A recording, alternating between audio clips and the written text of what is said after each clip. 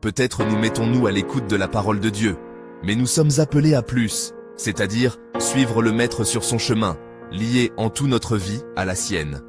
On ne peut pas se dire de ses disciples si on ne donne en tout la première place au Père, au Fils et au Saint-Esprit. En ce 23e dimanche du temps ordinaire, année C, les textes liturgiques soulignent l'exigence de radicalité du disciple de Jésus. Le suivre demande un dépouillement de soi, une préférence pour le Christ sur toute autre chose ou personne, y compris sa propre vie, et l'acceptation de porter sa croix à sa suite. Ce chemin de radicalité, loin d'être un renoncement négatif, est une invitation à un amour transfiguré qui conduit à la vraie vie, une vie libérée des possessions terrestres et des attachements possessifs, pour trouver un trésor inépuisable dans les cieux. La première lecture de l'Ancien Testament nous rappelle que sans la sagesse de Dieu, il nous serait impossible de savoir ce qui se trouve dans les cieux. Nous savons que la sagesse de Dieu est le Christ et qu'il est mort pour nous, afin que nous puissions entrer dans le royaume des cieux. Pour nous aider à atteindre ce but, il nous a laissé le Saint-Esprit pour être notre guide.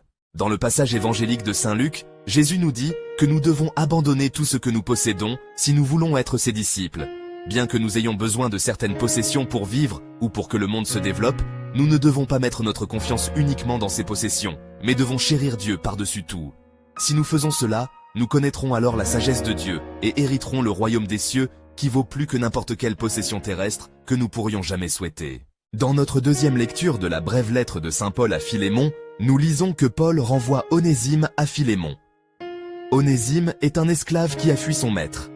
En le renvoyant, Paul se conforme à la loi, mais il le fait aussi dans l'espoir qu'Onésime sera traité en homme libre puisque son maître est chrétien. Onésime revient parce que même s'il ne sait pas avec certitude ce qu'il attend, en tant que chrétien, il a déjà été libéré de l'oppression par la puissance du Christ. C'est l'esprit que nous aussi devons avoir, et devons placer notre confiance en Dieu, plutôt qu'en les choses et les gens de cette vie. Ce n'est qu'alors que nous hériterons de la vie éternelle. Prions. Béni sois-tu, Dieu d'amour.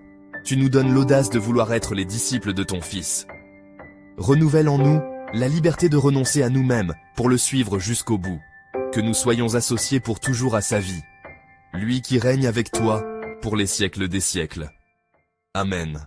Frères et sœurs, Jésus nous a invités à voir si nous voulions vraiment le préférer à tout pour être de ses disciples. Que Dieu Tout-Puissant nous bénisse, le Père, le Fils et le Saint-Esprit. Amen.